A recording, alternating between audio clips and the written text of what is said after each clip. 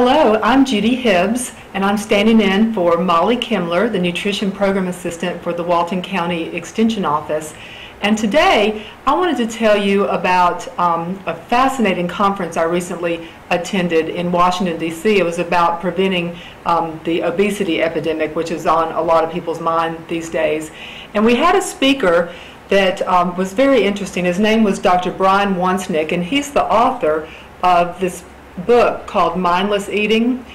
And he and his researchers at Cornell University have done a lot of work researching why we eat what we eat and why we eat the amounts that we eat. And some fascinating information has come out of that I wanted to share with you. One research project that they did was they went to a restaurant and they, without the people knowing, they divided the restaurant in half, and half of the people got chicken wings and the other half got chicken wings too, but half of the restaurant, as they ate the chicken wings, the plates were cleared from the table, and the other half, the chicken wings just mounted up on the table as they ate. They weren't cleared away. And his research showed that the ones that had the plates cleared ate 14% more chicken wings than the ones that could visibly see how many wings were piling up on their plates. Another research project that he did that was very interesting was with movie theaters and popcorn. They gave everyone that came to this movie theater a box of popcorn, and some got extra large popcorn and some got small popcorn. And as you would expect, everyone ate all the popcorn, whether it was a big box or a little box.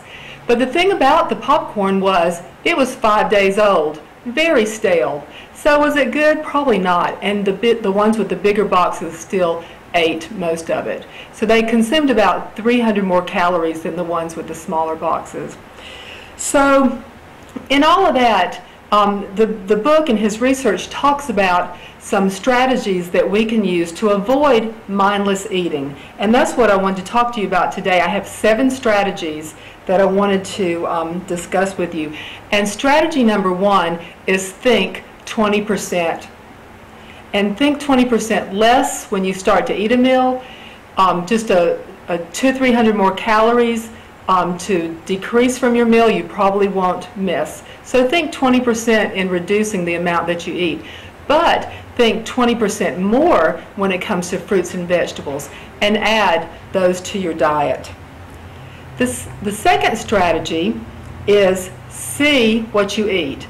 And what I mean by this is that if you're having a snack, go ahead and take the snack out of the container, put it on a plate, and then put the container back in the cabinet hidden from view so that you see and you have a visible cue of how much you're eating.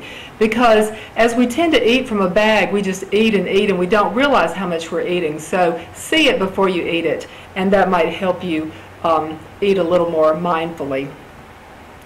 Strategy number 3 is to survey your table-scape. And what I mean by this is use smaller bowls. Use smaller plates.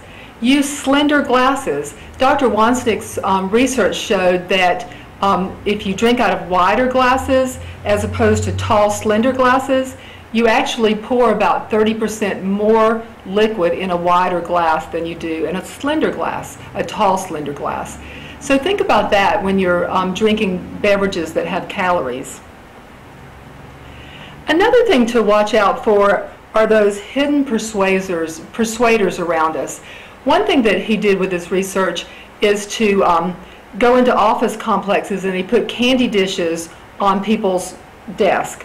And then later he moved the candy dishes 3 feet away and put them on a bookcase or a filing cabinet.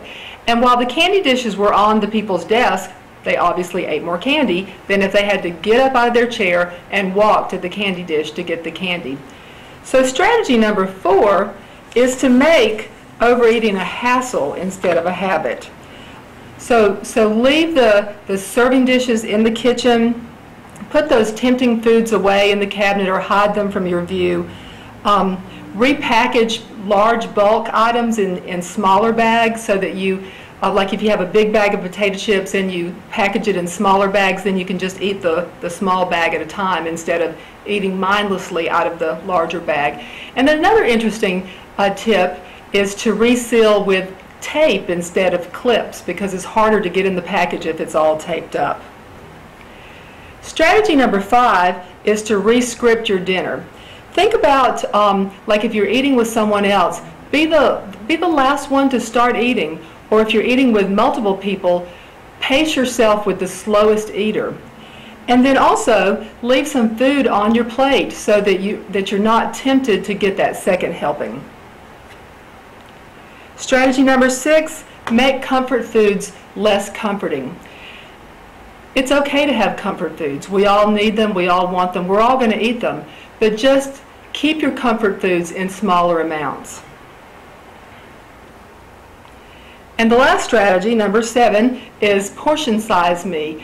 And this really relates to restaurants and eating out. And you know, we can all really get a lot of calories when we're eating out. So think about what you're going to eat before you go to the restaurant. And when you go to a buffet, consider eating only what you would have eaten if you'd ordered off the menu. Another thing to think about at restaurants is to share a meal with someone that you're eating with, or ask for a to-go box when the meal comes and go ahead and put half of the meal in the to-go box to have as a leftover later. When eating, think about why you're eating. Think about if you're eating because of physical hunger or emotional hunger. Physical hunger usually strikes below the waist. You get feelings of craving, you might feel headachy, tired, irritable.